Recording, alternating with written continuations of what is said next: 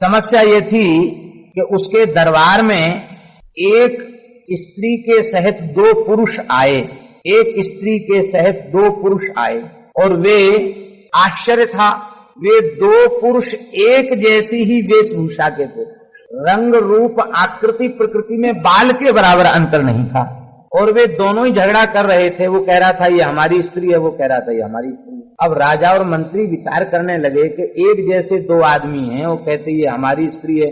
भाई क्या हुआ? बोले हम अपनी बहू को विदा करा के ला रहे थे, तालाब में स्नान करने लगे, स्नान करके आए तो हमारे जैसा ये कोई दूसरा बहुरूपी आ गया, ये हमारी स्त्री को लेके जाने लग गया। नहीं नहीं नहीं, ये हमारी स्त्री को लेके जा रहा। अब राजा की बुद्धि में चक्कर पड़ गया, पीपा जी को बुलाया। पीपा जी महाराज समझ गए ये कोई इच्छा रूपधारी प्रेत है, तो पीपा जी ने तुरंत एक बोतल मंगाई और बोतल मंगाकर कहा अच्छा ठीक है हम निर्णय देते हैं, इस स्त्री का असली पति वही माना जाएगा जो इस बोतल में 3 घंटे बिना किसी परेशानी के रह सके। वो सुनते ही वो प्रेत वायु रूप तुरंत उस बोतल में घुस गया। बोतल में घुसते ही पीपा जी ने ढाक लगा दी, ढक्कन लगा दिया, मंत्र से उसको कील दिया और कील करके कहा 10 फुट नीचे गाड़ दो। अब तो प्रेत हाहाकार करने लगे, बाबा बचाओ बचाओ बचाओ बाबा बचाओ, बोतल में से। पीपा जी को दया आ गई, बोले कब तक गड़ा रहेगा, पता नहीं क्या होगा इसका। पीपा जी ने हरिशरणम भगवान नाम का उच्चारण किया और उच्चारण करके उसको मुक्त कर दिया। पीपा जी के सामने ही वो प्रेत चतुर्भुज रूप होकर भगवत धाम चला गया।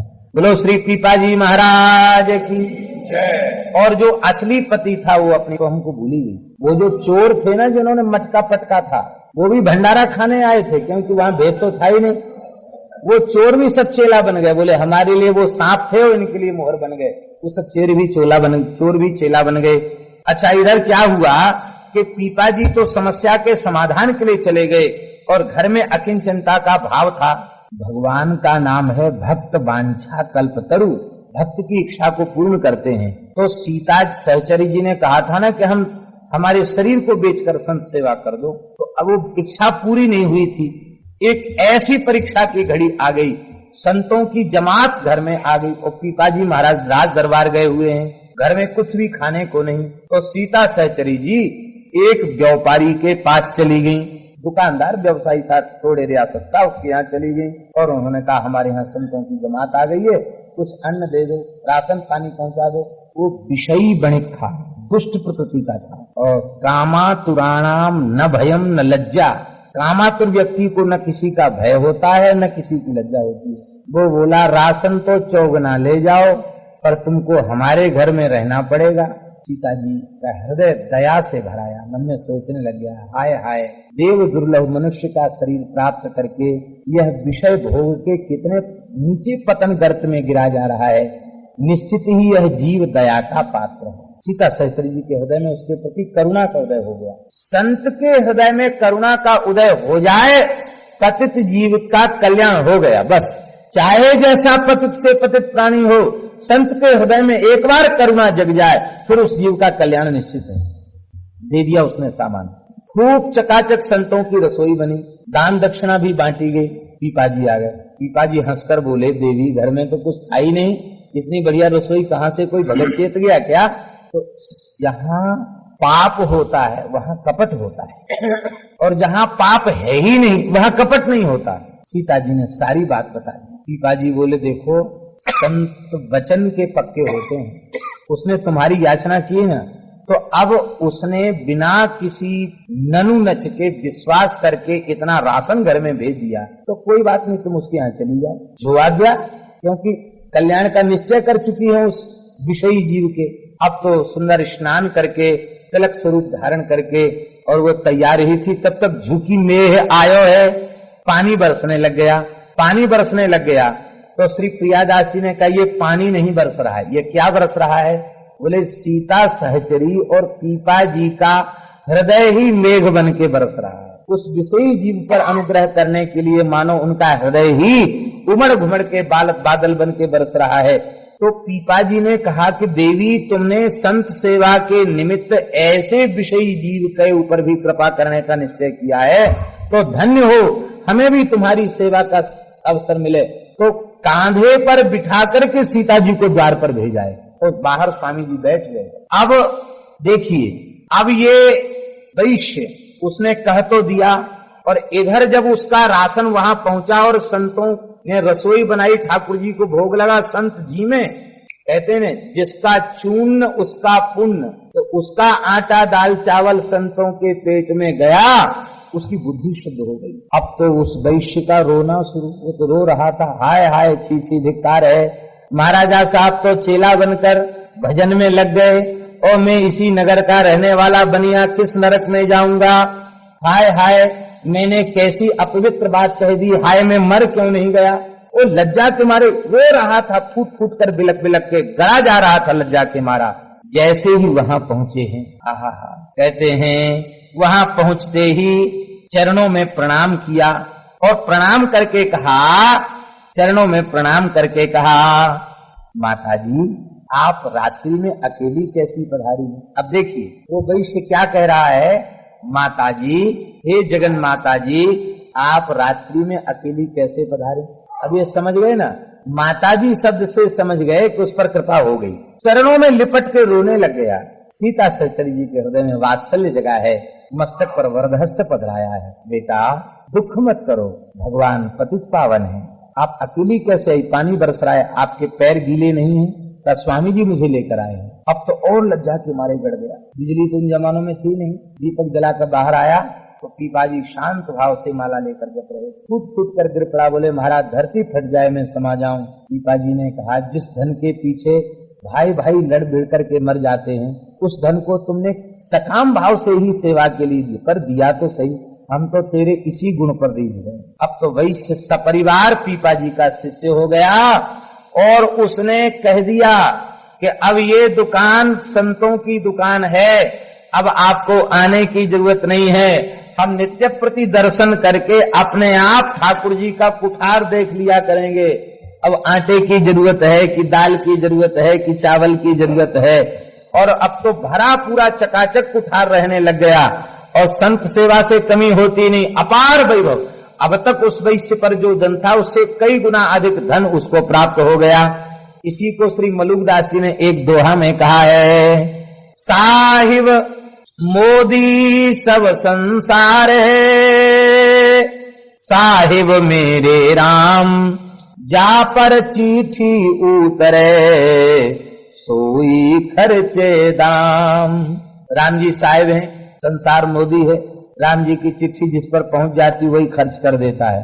राम जी ने चिट्ठी भेज दी, अरे भाई भंडारा हो रहा 10 पीपा घी भेज दो, घी आ गया। साधु तो मांगने नहीं गए, चिट्ठी किसने भेजी, राम जी ने। ऐसी संतों का काम चलता है।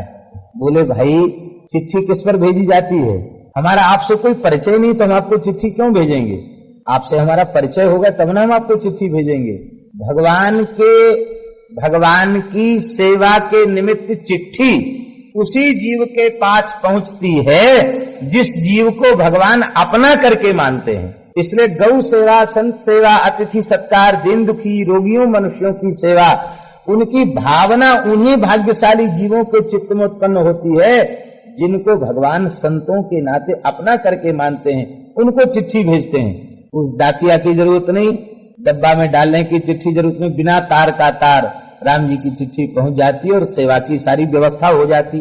पर वे विरोधी लोग तो छिद्रान्वेषी होते हैं ना, उन्होंने कहा ये बढ़िया बात है, अब ब्राह्मणों को अपने अनुकूल कर लिया, ब्राह्मण देवता नाराज न हो इस कथा को सुन करके। ब्राह्मण थोड़े दुखी थे, दुखी इसलिए थे कि अब तक तो राजा उनके कहे अनुसार चलता था, उनकी खूब चटकती थी, और अब पड़ गया बाबाजियों के चक्कर में। अरे बोले अब तो चंडी पाठ, दुर्गा पाठ और बड़े बड़े तंत्र मंत्र जंत्र अनुष्ठान होते रहते थे, शुक्र का दान, शनि का दान, राहु का दान, केतु का दान, अब तो सब छोड़ के खाली श्री राम जय राम जय जय राम में लग गया, कीर्तन में लग गया। ये वो लोग भी मन ही मन दुखी तो थे ही, और परिवार के लोग विरोधी थे ही।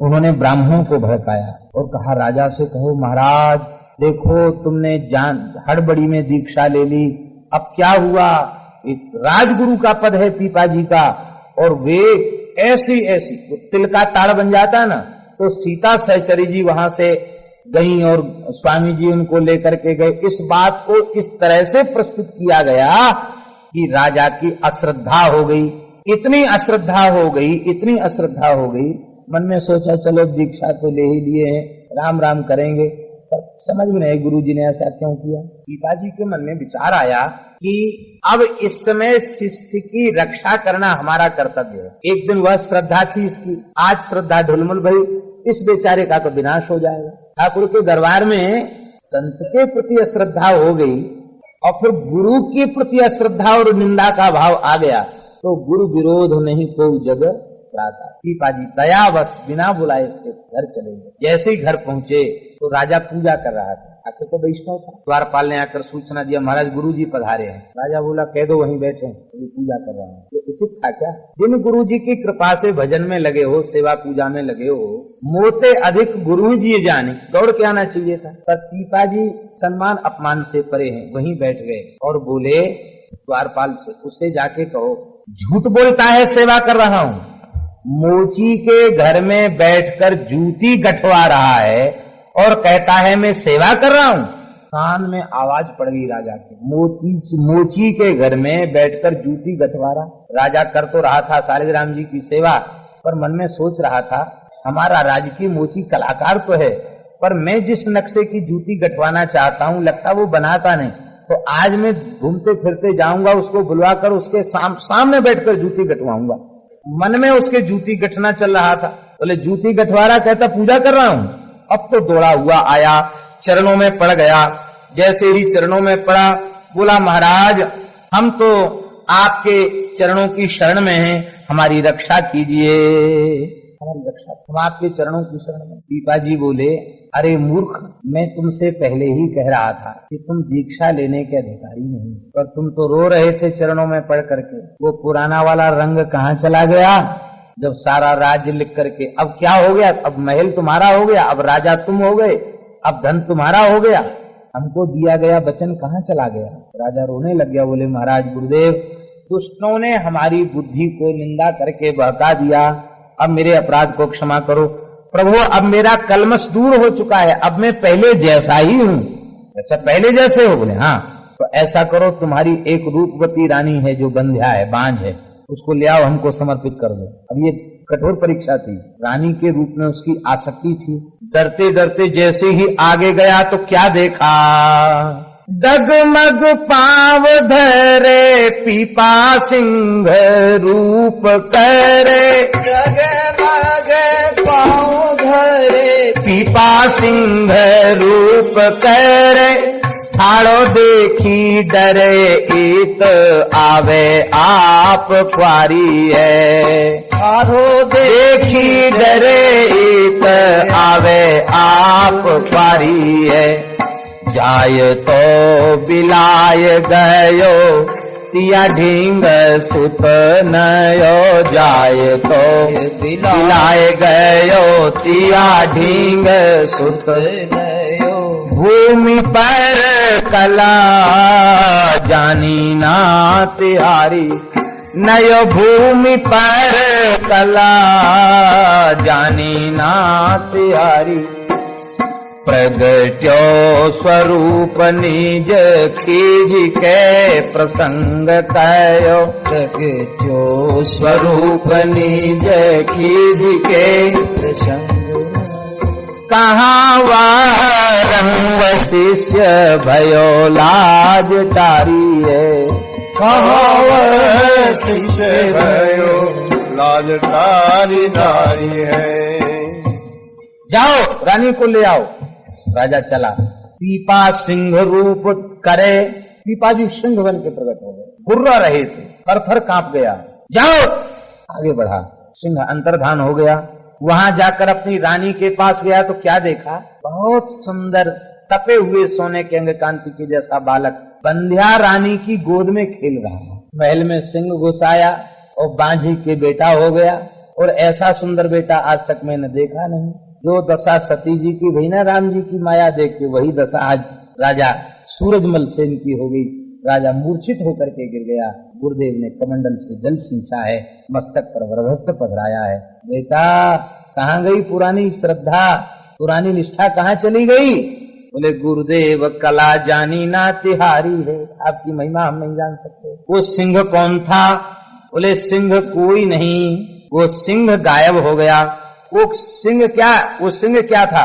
कहते राजा के अविवेक रूपी हाथी को मारने के लिए समर्थ सद्गुरुदेव पीपा जी ही सिंह बन गए। सिंह ने अविवेक रूपी हाथी को मार दिया। इसके बाद में कहा, अरे दुष्ट, तू अपने मन में सोच रहा था कि मैं तेरी रूपवती बंध्या रानी को चाहता हूं, तो क्या मेरे चित्त में कोई अनुचित भावना है? संसार की सभी नारियां मेरे लिए माता के तुल्य हैं। कहां तक कहूं, मैं सीता सहचरी जी के प्रति भी यह भाव रखता हूं कि वह साक्षात श्री किशोरी जी की सहचरी मेरे लिए किशोरी जी के ही समान है। तो वो जो बालक था ना, वो कोई दूसरा बालक नहीं था, पीपा जी ही उस रानी की गोद में बालक बनकर प्रकट हो गए। संसार की सभी नारियां मेरे लिए माता के तुल्य। रोने लग गया, लाज तारी है, बोले अब लज्जा छोड़ दो। अब तो इस चमत्कार को देख करके विरोधी परिवार के लोग भी शिष्य हो गए, ब्राह्मण भी श्री पीपा जी के परम भक्त हो गए। अब नगर में कोई ऐसा नहीं रह गया जो पीपा जी का भक्त न हो। अब एक बड़ा सुंदर चरित्र और है। चरित्र तो बहुत विस्तृत हैं, लेकिन उनको भी हम सुना देते हैं। कहते एक दिन क्या हुआ, एक बंजारा आया। बंजारे पहले बैलों पर सामान लाद करके और व्यवसाय करते घूमते थे। लाखा बंजारे का नाम आप लोगों ने खूब सुना होगा। 1 लाख बैल लेकर चलता था। तो टोड़े रियासत में आया तो पूछने लग गया, बोले यहाँ बैलों का व्यवसायी कौन है?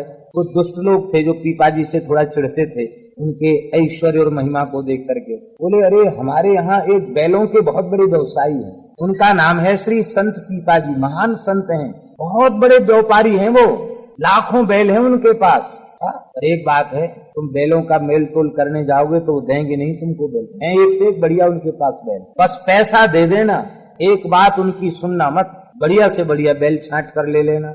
वो बंजारों को ऐसा भड़का दिया। वो गए और उन्होंने मोहरों की थैली पीपा जी के चरणों में डाल दी। बोले हम बैलों के व्यवसायी हैं, बैल खरीदने आए। पीपा जी हंसे, बोले हम माला फेरते झोपड़ी में रह के हमको ऊंट बैल और हाथी घोड़ा खरीदने बेचने से हमें क्या मतलब?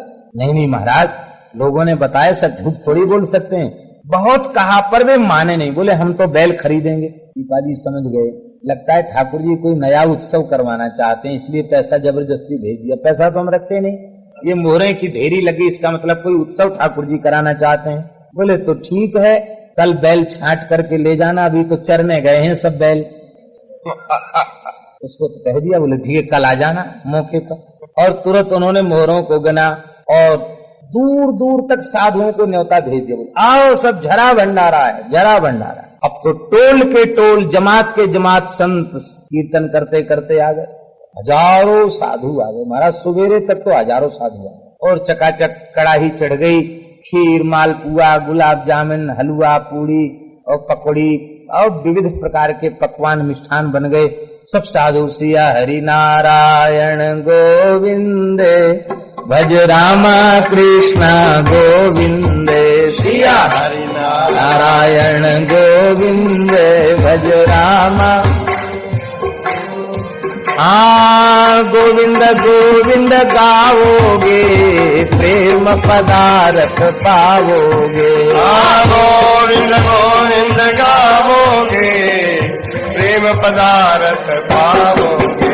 सिया हरि नारायण गोविंद, भज रामा कृष्ण गोविंद, सिया हरि नारायण गोविंद, भज रामा कृष्ण। राम कृष्ण देव की जय, अयोध्यानाथ की जय, हनुमान गुरुदेव की जय, वृंदावन चंद्र की जय। महाराज जय जयकार होने लगी। वो बंजारे आ गए बैल खरीदने वाले, ठीक समय से बुलाया था। देखो भाई, ठीक समय से आना बैल खरीदने। कितने बजे? तो वही 12 साढ़े 12 बजे का समय, पंगत जमी थी तब आए। देख हजारों साधु जीम रहे। साधु झगड़ा करते अच्छे नहीं लगते, पर भोजन करते बहुत अच्छे लगते हैं। पंगत हो रही हो तो संतों का दर्शन बड़ा सुंदर अच्छा लगता है। बंजारा देखकर बड़ा खुश हुआ, बोले महाराज ये तो बहुत अच्छा है, आप संत हैं, संत के यहाँ संत सेवा होनी चाहिए। बैल कहाँ है? तो पीपा जी बहुत, जैसे हमारे पूज्य बाबा विनोदी महापुरुष थे ना, ऐसे पीपा जी भी विनोदी संत थे। बोले ये बैल नहीं तो और क्या है, ये सब बैल ही तो है। साधुओं को कह दिया बैल। आप लोग कहेंगे बताओ, संत सेवा किया और साधुओं को बैल कह दिया। अरे संतों को बैल कहने में बड़ा रहस्य था। धर्मम ब्रवीष धर्मज्ञ, धर्मोसी व्रत रूप, धृक धर्मोसी वृषरूप धृक, ये वृषभ जो है ना वो धर्म का स्वरूप है और ये संत परम धर्म के स्वरूप है, इसलिए तो बैल से भी परम वृषभ हैं, ये सब बैल ही हैं। संत सेवा उन बंजारों का अन्न लग गया था, उनकी बुद्धि शुद्ध हो, उनके नेत्र झरझर बहने लग गए। बोले हाँ महाराज समझ में आ गया। पीपाजी हंसकर बोले ले जाओ 10-10, 5-5 बैल छांट छांट कर अपने घरों में ले जाओ, सेवा करो। आज की खुराक तो हमने दे दी, अब कल से ले जाओ अपने अपने घर में, जिसको जितना ले जाना हो बैल अपने अपने घर ले जाओ, सेवा करो। बोला महाराज अभी संत कितनी देर पाएंगे? बोले अभी तो थोड़ी देर पाएंगे। महाराज थोड़ा रुकना, हम थोड़ा कपड़ा और खरीद लाएं बाजार से। वो कपड़ा खरीद के लाया, सबको बढ़िया बढ़िया अचला और दक्षिणा और ऊपर से बंजारों ने दी। सब बंजारे पीपा जी के शिष्य हो गए। बोलो वृंदावन बिहारी की जय। अब जो निंदा चुगली करने वाले थे, हे भगवान हम तो बैल खरीदने पर षड्यंत्र रच करके इनको नीचा दिखाना चाहा, लेकिन इनकी महिमा तो और अधिक बढ़ गई।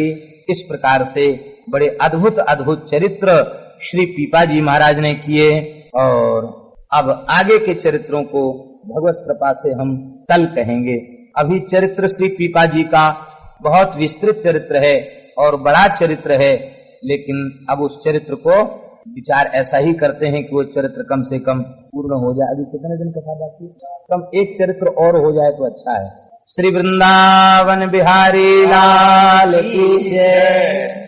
श्री कृष्ण गोविंद हरे मुरारे, हे नाथ नारायण वासुदेव। कृष्ण गोविंद हरे मुरारे, नाथ नारायण वासुदेव। श्री कृष्ण गोविंद हरे मुरारे, हे नाथ नारायण वासुदेव। श्री कृष्ण गोविंद हरे मुरारे, हे नाथ नारायण वासुदेव। श्री कृष्ण गोविंद हरे मुरारे, हे नाथ नारायण वासुदेव। श्री कृष्ण गोविंद हरे मुरारे, हे नाथ नारायण वासुदेव। श्री कृष्ण गोविंद हरे मुरारे, हे नाथ नारायण वासुदेव। श्री कृष्ण गोविंद हरे मुरारे, हे नाथ नारायण वासुदेव। श्री कृष्ण गोविंद हरे मुरारे, हे नाथ नारायण वासुदेव। श्री कृष्ण गोविंद हरे मुरारे, हे नाथ नारायण वासुदेव।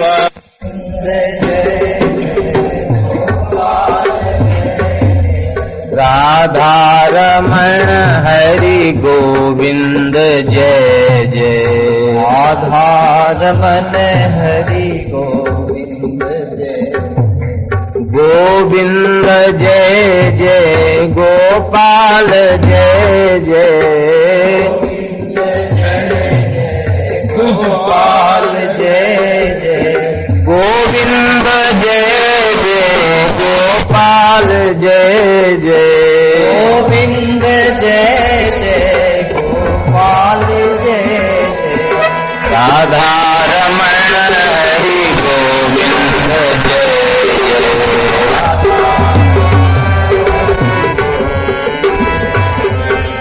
गोविंद जय जय, गोपाल जय जय। गोपाल जय जय। राधा रमण हरि गोविंद जय जय। राधा रमण हरि गोविंद जय जय। श्री राधा रमण हरि गोविंद जय जय। राधा रमण हरि गोविंद जय जय। श्री राम जय जय, रसिकेश जय जय। राम जय जय जय। श्री राम जय जय, रसिकेश जय जय। श्री राम जय जय,